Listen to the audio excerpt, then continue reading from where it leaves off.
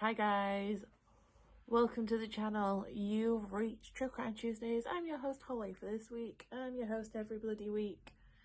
I might have a little bit of a frog in my throat, so don't mind me. Such fun. If you haven't already, please subscribe, click the like button, do what you do. Let's get into today's story, shall we? Yes.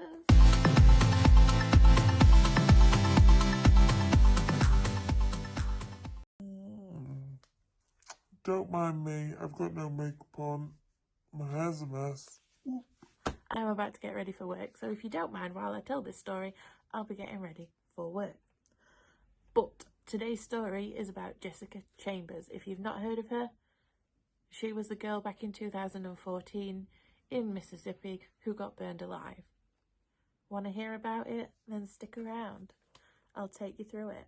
So Jessica Chambers was 19 years old at the time of her death. She was born in 1995 to her parents, Ben and Lisa Chambers. She was born in Clarksville in Mississippi. She had a massive family. She had 3 or 4 brothers. She had 3 sisters. So yeah, quite a big family. She didn't have the greatest of childhoods. Her father was sent to prison for manufacturing and distributing stuff.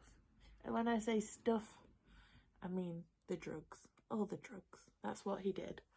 So yeah, he was sent to prison, and a few years later after that, her brother was killed in a car accident, and this really affected her, which it would do. It's her brother. Yeah, he was in a car accident, and he sadly passed away. So this affected Jessica quite a lot. Apart from all of that happening, and Jessica did really well in school. She was a cheerleader. I believe she was a flyer on the cheerleading squad at her high school, because she was really small, so people could just throw her about. She got all A's and B's in school, and she was a cheerleader from middle school all the way through high school. So yeah, people in the town would say that she was super bubbly and friendly, and she hung around with all groups of people. So yeah, she seemed like a really nice girl, and everybody in the town never had anything bad to say about her. The town that she lived in was really small, so everybody knew everybody. So on December the 7th, Jessica sadly passed away from her injuries. On December the 6th, she was found burning alive. She was in a town burning alive, and first responders who got called there would say that her car was engulfed, and it was so hot that the car was actually turning white because it was so hot, so it was white hot. So obviously this was a big mystery in the town because everybody knew everybody, but nobody knew who would do this to Jessica. Like, she was probably the most popular girl in town, and who would do this to her? So some first responders who turned up to the scene actually have PTSD now because of what they saw. And what they saw was Jessica Chambers on fire walking towards them out of the car. Can you imagine? Disgusting. Anyway, yeah. Some of the firefighters and first responders were never able to go back to work because of what they saw that night. And I can understand why. They managed to put the fire out on Jessica, managed to get her on the floor. And to start with, they thought that it was somebody called Jessica Chambers because it was very difficult to understand what she was saying due to the fact that all her muscles and her skin and everything was so burnt that she could hardly move her mouth and tongue and everything. So when they finally got the fire out and they were questioning her just to try and find out who could have done this, they did find out that it was Jessica Chambers. And some first responders and firefighters testify in court that she said Eric did this. Some testify that she said Derek, and some say that it's impossible to tell what she was saying, if it's legible or anything, just due to her injuries and the amount of pain she was in and the the damage done to her, basically. So the air ambulance turned up and picked Jessica up and took her to the nearest hospital. And it is said that when the doctors saw her at the hospital, they knew that there was nothing that they could do for her because she was just that badly injured. It is said people question why she was asking for water apparently, and they questioned why the first responders wouldn't give her any water. Now, it's not rocket science. If you give somebody who is severely burned water, they could die instantly. So that's probably why, because if there was a chance that she could be saved, then, you know, they're trying to preserve her life, basically. So yeah, they knew there was nothing that they could do for her, so they called in the family. And her mother said that her dad, her mother, her cousins, and other bits of family managed to see her. Her mum was holding her hand, and she said, you can, basically, it's okay to go now. Because she didn't want her daughter suffering. She didn't like to see her in all this pain, and she knew that there was nothing that they could do for her. So she said, you can go now. And it was said that it was within seconds that Jessica would pass away from her injuries in hospital after her mother told her it was okay to go. You know, how sad is that? Especially to see her. I don't know if they'd bandaged her up or anything, just so the family could see her. But I'd imagine it would have been, you know, horrendous. Totally horrendous. So when they finally did the autopsy on Jessica, it was found that she had gasoline. And this is disgusting. This is just terrible. She had gasoline in her throat, in her eyes, and all over her clothes. And it was very, very clear that this wasn't an accident. I don't know how it could have been an accident, but, you know, a car could have exploded and caught her on fire. But it was very, very clear at this point that it wasn't an accident, and somebody had to have done this. And, you know, it is now an open murder investigation. So the investigators spoke to Jessica's family just to try and see what Jessica was doing that day. And they got a warrant as well for Jessica's phone to pull her records. But at this point, they could only see who she had called and what time she had called them, you know, not actually what the text messages or calls were saying. I don't think you can find out what the telephone calls are saying anyway, but the text messages, there's a way of finding out what they were saying. So, yeah, they could see who and when, but they couldn't see what. Yeah, so from these records, it was determined that Jessica spent the morning of that day with two of her friends, one of them being Keisha, who happens to be her best friend. Now, they went and questioned Keisha, and she said, yeah, she saw her that morning. They were hanging out, they were smoking the wacky-backy, and Jessica dropped her back off home. And they could see that throughout that day, Jessica was trying to get in touch with Keisha. But Keisha said in court, she testified in court, that she had run out of phone minutes. So that's why she wasn't answering a call. To me, I don't know what that has to do with not answering a telephone call, because you can still answer a phone. Well, I don't know in America, it might be different in America. Over here in England, if you've got no minutes left, if you've got no credit left, you can still, somebody can still call you and you can still answer the phone and talk to them. So I'm not sure what it's like in America, but you know.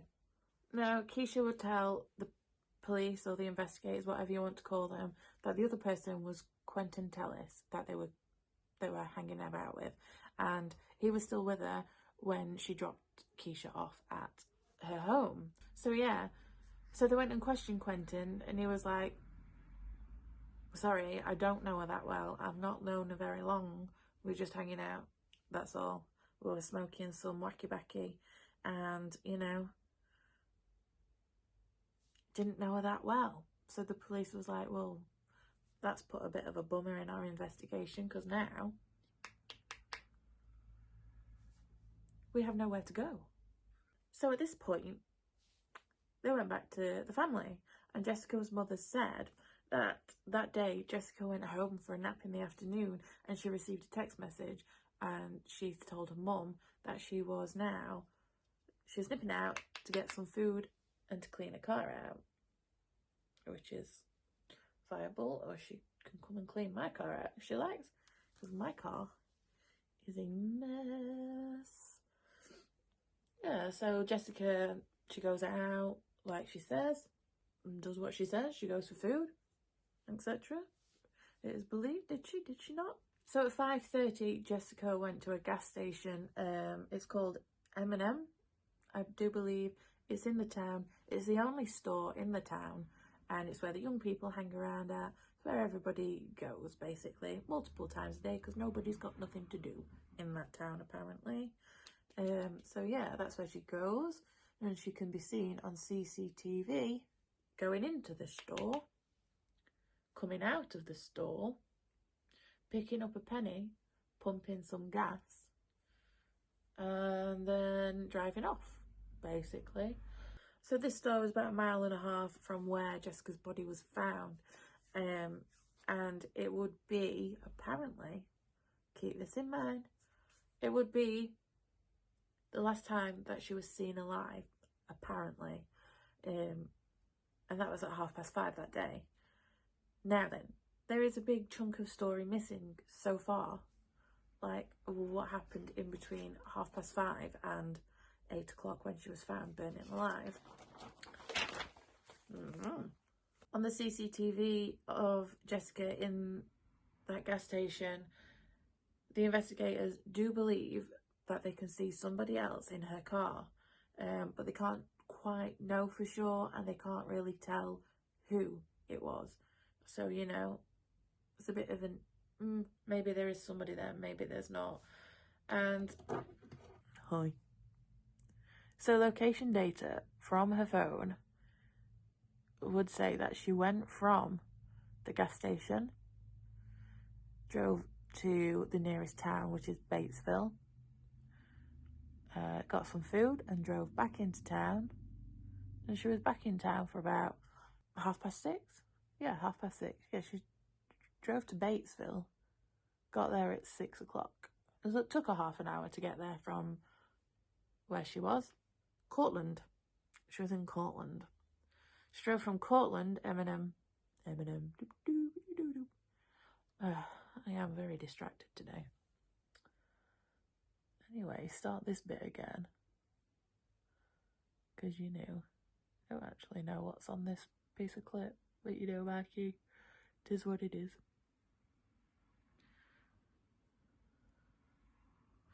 So it is said that Jessica, from this petrol station, this shop, whatever you want to call it, she drove to the nearest town, Batesville, to get some food, which she said she was doing to her mother. She's going to get food, blah, blah, blah. So she drove there. She got there about 6 o'clock, and she got back into Cortland for 6:30. Around 15 minutes later, she would ring her mother, and her mother would say that on the phone she was acting strange, but nothing of concern. She said she was very quiet, which is unusual for Jessica. There was no screaming in the background or anything. Jessica was just sounded withdrawn and, you know, just quite quiet and in herself, basically. Yeah, and that was the last phone call Jessica ever made to anybody. At about 7:30 p.m, Jessica drove to the area where her body would be found. And at 8 p.m. that night is when she was found, burnt. So people were questioned. Nobody saw a lot, which is strange in a small town, because if it's that small, then somebody knows something, don't they? Somebody's holding something back. So yeah, that's that. Later on, a man found a set of keys while he was walking. He gave them to his little daughter so she could play with them, and then he suddenly thought, oh, actually, these could be that girl Jessica's, whose car was over there. Keys. And he handed them into the police, basically. Bearing in mind, this town is extremely small, and nowhere in that town is far away from where Jessica was found. So, you know. So the police sent the keys off to forensics, and they found Quentin Tellis's DNA on them, and they were like, well, this guy's suspicious, because if he didn't know her that well and hadn't met her that often, why the hell is his DNA on these keys? So they trot off to question. So yeah, they trot off, they go and question Quentin, and every time they questioned him, by the way, his story changes just a little bit. So they're like, why's your DNA on these car keys? You said you don't know her, so come on, bro, tell us. This time, Quentin would say that he had hung out with her, which is true, and he'd hung out with her later, and she wanted to do something else. He also told the police that he has a girlfriend over in Louisiana, who he loves very much, of course. Police asked him if he had any sexual relations with Jessica, and he was like, no. He's lying. Plot twist. Just saying. He's lying. What a fibber. Later on, Quentin would go back to the police and be like, yeah, actually, we did have sex together. Told you it was lying. And the police were like, well, where did you do this dirty deed? And he was like, over there, across from her mother's house, in her car. So, you know, that's a good place to have sex. I don't know if people in America have sex in their car a lot, but unless you're a dogger over here in England, we don't. I don't know. So the police are like, yes, I am suspicious of you, boy, so watch yourself. So at this point, I believe that Quentin was starting to panic a little bit, and he was like, actually, Jessica told me once that there's a guy a couple of houses down from her called Derek Holmes, and she's scared of him. He's been stalking her. So the police are like, oh, thanks, bro. Yeah, we'll go and question him. So they go and question this Derek Holmes. And they were like, okay. So investigators go and check him out. And they were like, yeah, okay, this dude is a registered sex offender. So, and they questioned him and they said, where were you at this point? And he said, I was at home rubbing my mother's feet. Lovely. So they go and ask his mother, was this true? Was he at home rubbing your feet? And she's like, yeah, he was. I have diabetes and bad circulation and I need my feet rubbing, you know, to stop them dropping off. Basically. And this is true. If you have diabetes, you get something in your feet that stops the circulation going round. And if your circulation doesn't go round by rubbing them or looking after them properly, you get gangrene and your feet fall off. So, yeah.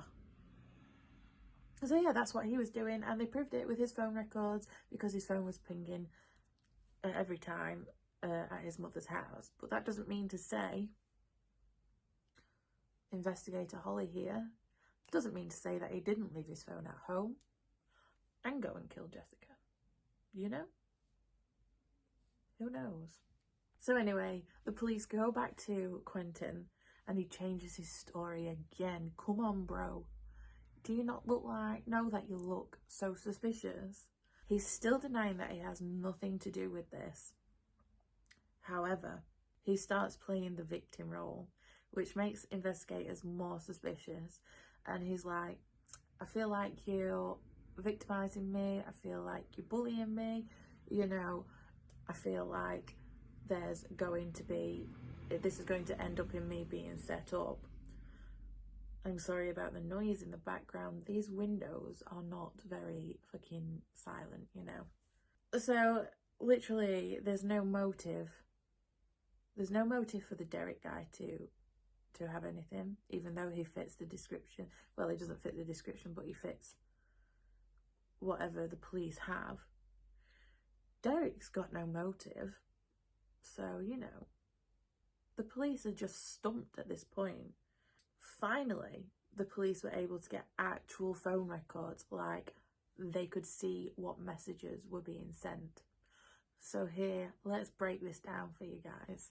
On December the 2nd, 2014, Jessica went to the emergency room, okay, to get some medication, and good old Quentin went with her. And this is where, like, obviously he admitted to this. He's never admitted to anything ever, but yeah, he admitted to this. On December the 3rd, they could see text messages from Quentin to Jessica asking her for sex.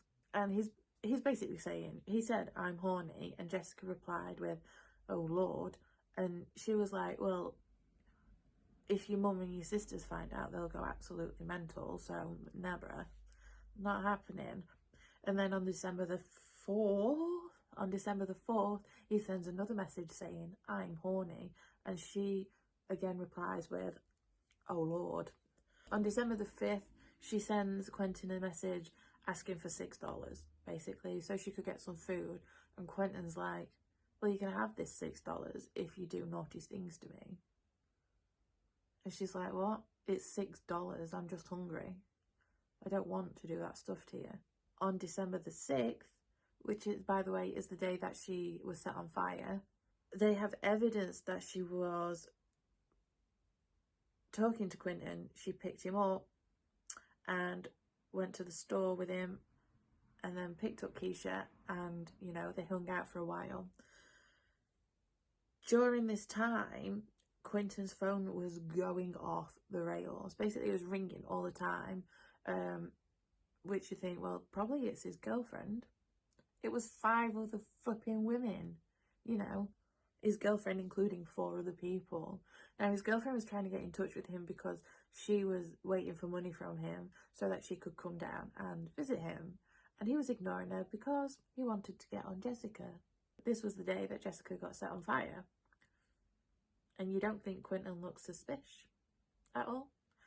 Let's break it down a little further, shall we? So on December the 6th, at 6:30 p.m, Quentin was with her when they went to Batesville. They went to Taco Bell to get some food, and they came back. And when they got back, which was at 6:30, Quentin said that they were back at his house. His mother's white Suburban was there at the same time. And where he said that they were, just around the back of the house, where they had sex apparently, it cannot be actually seen from the house. So nobody will be able to see him having sex with Jessica. So Jessica's phone was also registering just south of the store that they went to before they went to Batesville, which would mean that Quentin at this time was telling the truth. At 6:41 p.m, Jessica is still trying to reach her friend Keisha, with no luck, obviously, because she's got no minutes. At 6:48 p.m, Jessica makes the last phone call she will ever make to her mother. At 6:49 to 7:26 p.m, neither Jessica or Quentin made any phone calls, any messages, whatever. So yeah, just bearing in mind, Jessica started to be burned around 7:30 p.m.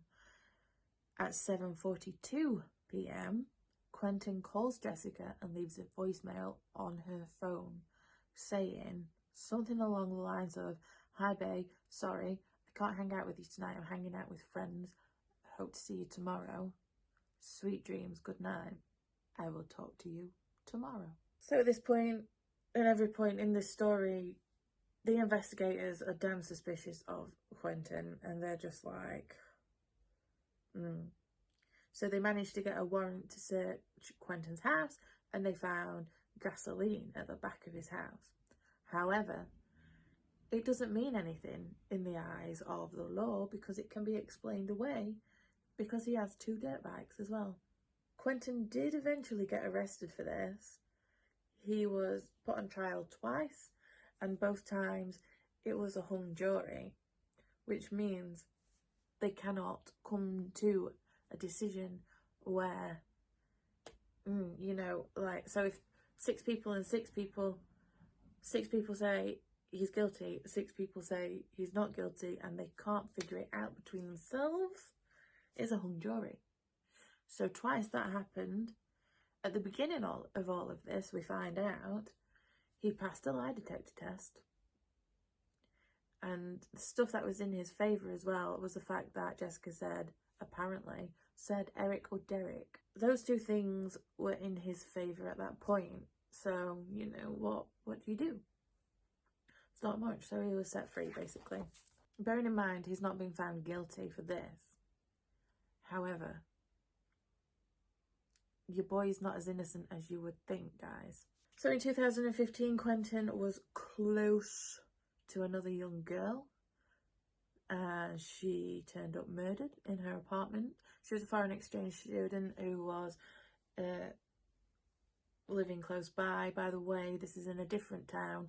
He was married at this point and living in this town with his wife. So they have on CCTV Quentin with this girl, okay? He waits outside for her. She goes into Walmart to fill a prescription of painkillers. As she comes out, gives the prescription to Quentin. Does it sound familiar? Did Jessica not go to the emergency department for some medication? Not long after this, the girl, I don't have a name for her unfortunately, the girl was found dead in her apartment, stabbed to death with 30 stab wounds. And Quentin was later found with her bank card, using it, drawing money out, using it to pay for things and stuff. So he did get arrested, but only for fraud, until somebody phoned up the police department and said something along the lines of, somebody admitted to me that that young girl that was stabbed, the reason he did it was so he could take her money, and he tortured her and stabbed her until she gave him the PIN number. What's his name? The police asked, and he said Quentin Tellis.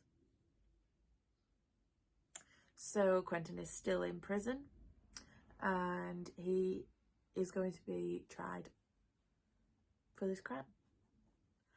And that's that. It's a cold case, but it sounds like it's getting warmer, so fingers crossed that if he does get found guilty for this murder, he will get found guilty for the murder of Jessica Chambers as well, because I'm sure her family are going out their minds not knowing. So yeah, what do you guys think? Comment down below all your thoughts, and don't forget to like this video. It will help me out. I'm going to go and get something to eat and then go to work, because I'm the lucky bastard that gets to work as much as she does at the minute. I hope you all are having an amazing day. I hope the rest of the day is amazing for you. Don't forget to be nice to each other. There's no space in this world for you being dickheads to each other. I shall see you all next week. Goodbye. Bye.